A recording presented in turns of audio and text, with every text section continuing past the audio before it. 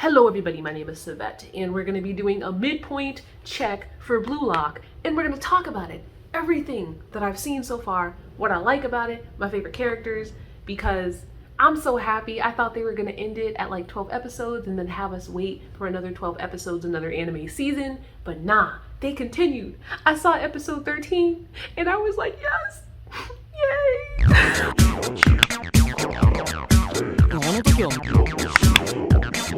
I've been waiting for Blue Lock to come out for a while. It started off with me seeing panels from the manga on TikTok, and I was like, I want to watch that. People were talking about the fact that it was going to be animated earlier on, so I put it on my list. I was like, okay, I got you, Blue Lock. Because when it comes to manga, it's really difficult for me to read sports manga. There's some genres I can really get through, but sports is not one of those genres. So I always look forward to sports manga being animated, because then I'm just like, people are going to be moving.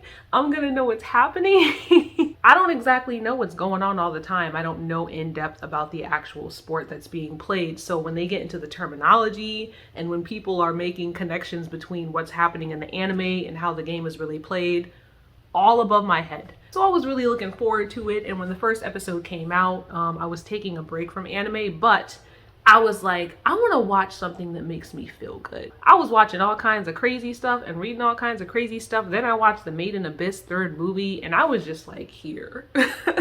Emotionally, I was down. I was like, I need to watch something happy, something that inspires me, something that gives me this air of, I don't know, something that's not that. I needed to watch something that was going to recuperate my spirits. Blue Lock first episode came out. It's gonna give me that really good feeling, the feeling that I get from watching Kuroko no Basket, Hajime no Ippo, Yowamushi Pedal. Like, those are the sports anime that give me life, that make me feel good. But when I went into that first episode of Blue Lock, I was like, this is not the feeling I wanted.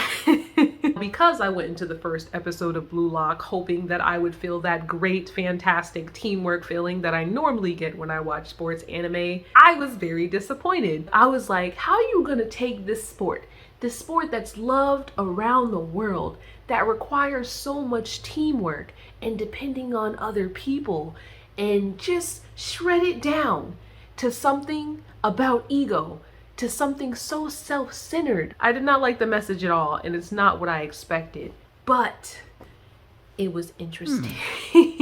There's this high that you get, or at least a high that I get when I watch certain scenes in anime. It's like a high that has you on the edge of your seat. You can just feel it in your chest. I hope I'm not the only one who gets that feeling. The reason why I love sports anime so much is because I get that high continuously with every single game. Animes that have battles in it, like shonen anime, occasionally there's an intense battle, yes, but what I love about sports anime is it gives me that feeling like with every match. And with Blue Lock, that is why I like it. Even though it's not the most innovative thing in the world, honestly, it's just a basic sports anime for now. That's my opinion of it for now. It's good.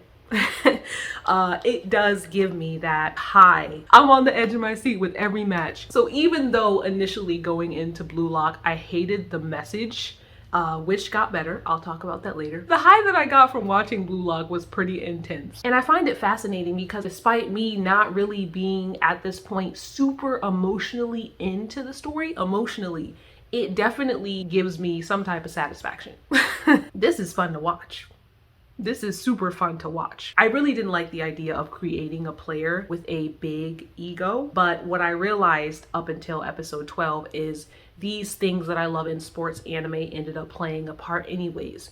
Teamwork, cooperation, caring about the experience and talents of the other people on your team, all of those things ended up playing a part anyways. And I don't see how it could not, because it's soccer.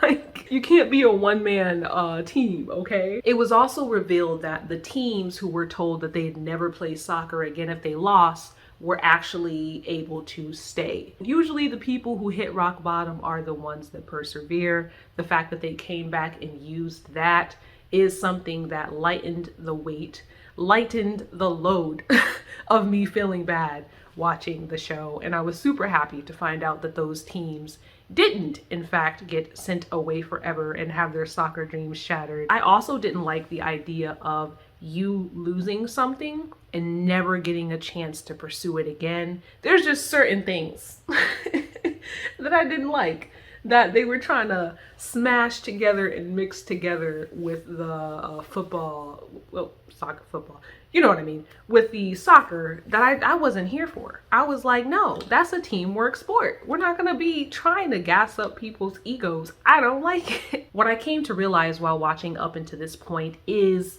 the whole ego thing is more so about building the confidence of the players. It's about them expanding their talent and having an unhealthy sense of ego occasionally to the point where it takes them to the next level. Despite the dreams that they have, a lot of the players have disadvantages and they have confidence issues. And this whole thing that they're going through is essentially building that confidence to the point where they are useful to their other teammates.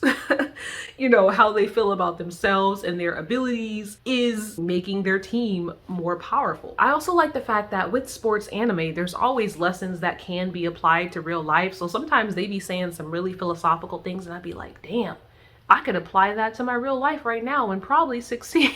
Have confidence, build on to what you're good at, expand on what you're good at. It's very satisfying seeing the characters grow, especially when they do the formulas in their head and they're like, okay, what am I good at? What's my talent? How do I use it? What do I need to combine it with?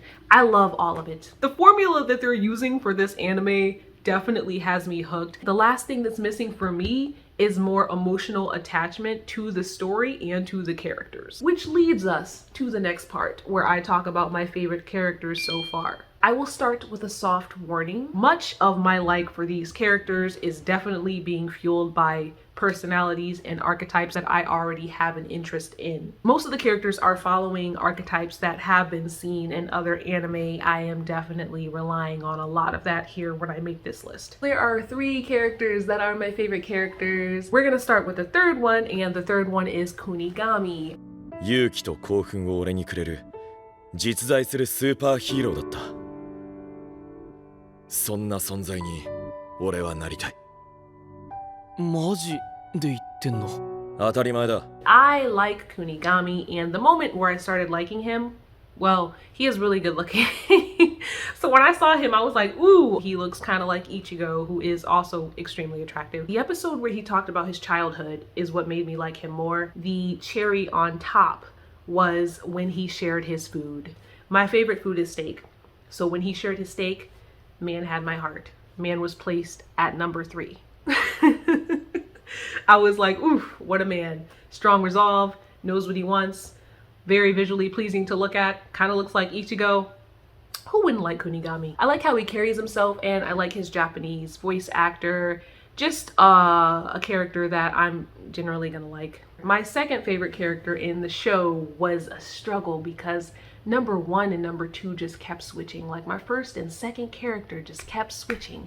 Second character is Nagi. この生き物。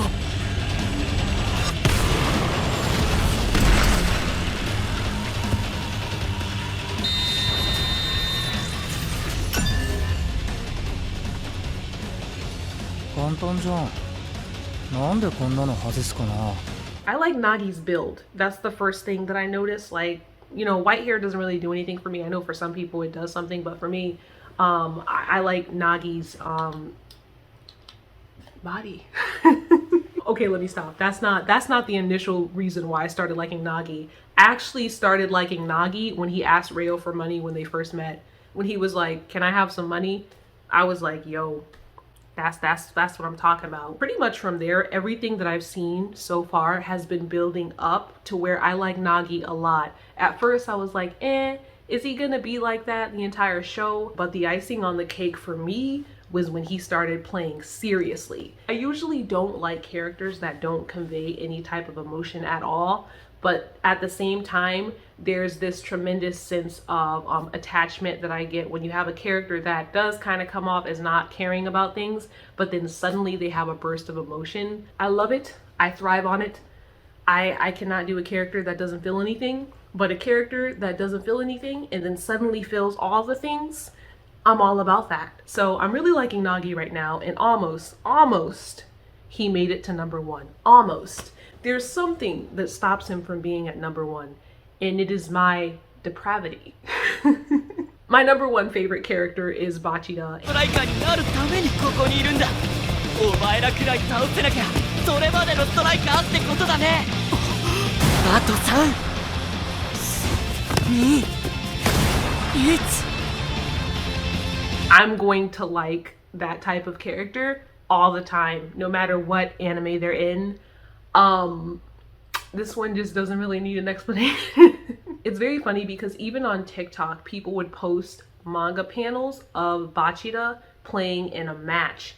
And I would look at those manga panels. This is like before the anime was out. I would look at those manga panels and just be like, that's gonna be my favorite character. I can tell from the expressions that I'm gonna like that character. And I was right.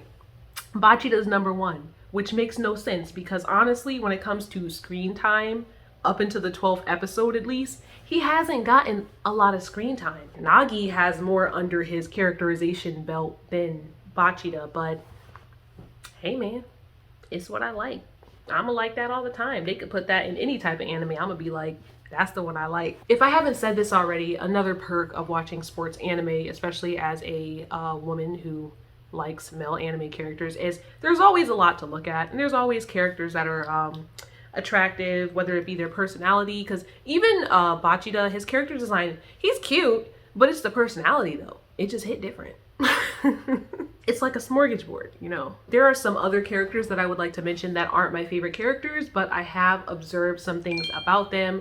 Gradually, I am starting to like Chigiri a lot more. He started off kind of annoying because of his confidence issues with his leg. Like, I understood that. But when they did those middle school flashbacks, I was like, you rude as hell. I know you got injured, but you were talking all that junk. And it was kind of hard to feel bad because it's a little bit like, that's what you get for being a jerk. And for being like, I have talent. Nobody else has talent. You guys are failing because you don't have talent. When I was watching Chigiri's flashback, I was like, he got his confidence in his running back. Wonderful. But the match that he was playing with Nagi and Reo made me like him more. He's growing on me. Chigiri's growing on me. I like it when they're all going back and forth with each other verbally and like insulting each other. I know that's something that does happen in actual soccer, especially when it comes to the physical altercation. Oh, that's another thing I really like about Blue Lock. Seeing characters get so frustrated to the point where they physically interfere with the other players, it just feels so raw. Like when Reo elbowed Raichi like in his neck, like took his arm and went, I started dying. I was like, I'm not saying it's right to put your hands on somebody, but I'm saying it does happen. That's one thing I noticed about Blue Lock that I really like. The banter, the going back and forth, the insults. There's just something super raw about it. And in certain situations, sometimes you get so heated that you want to put your hands on somebody and they be doing that. And I think it's hilarious. They're about to win the game. Let's go and push them over. When Kuon did that, I was like, is that allowed? Like, if it were me, I would be pissed. I'd be like, no, just say that that goal is mine because that's not right. I know I'm supposed to be rooting for the main character, but that wasn't right. A couple other characters, Gagamaru. Gagamaru reminds me of Murasaki Bara from Kuroko no Basket. If you were to mix Nagi and Gagamaru together, I feel like you would get something that's kind of like Murasaki Bara. I like Gagamaru, especially when I see his hair down. He looks so cute. The character Raichi gets on my nerves. I cannot stand him. Maybe he'll get more character development, but screaming is not a personality type, okay? You cannot have his character's personality revolve only around screaming. He is mad annoying. And I was so happy that Reo like physically assaulted. I was happy when Reo went doop. That's probably the character that I like the least in the whole show so far. Next character I'm gonna briefly go over is Nico. I like his character design and I can't wait to see him in future matches. I don't know. There's something I like about Nico. I think it's because he cried. And lastly, we're going to talk about Kuon. Kuon was actually one of my favorite characters at the beginning, but as you guys know, it came out that he was a traitor. I could have continued to like his character, but he was like a traitor in like the slimiest type of way. The way he just sat out and had them play with only 10 people, it just, ugh.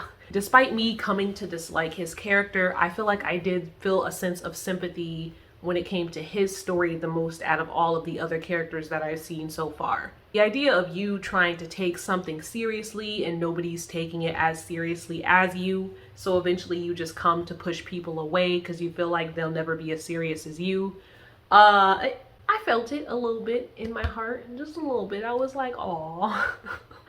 Oh, so that's why you just were in cahoots with the other team, you slime ball. I can do a traitor. I can do a character who ends up not being that great after all, but just the way he did it was like, ugh. In cahoots with the other team? Ugh. Everybody was beating on him.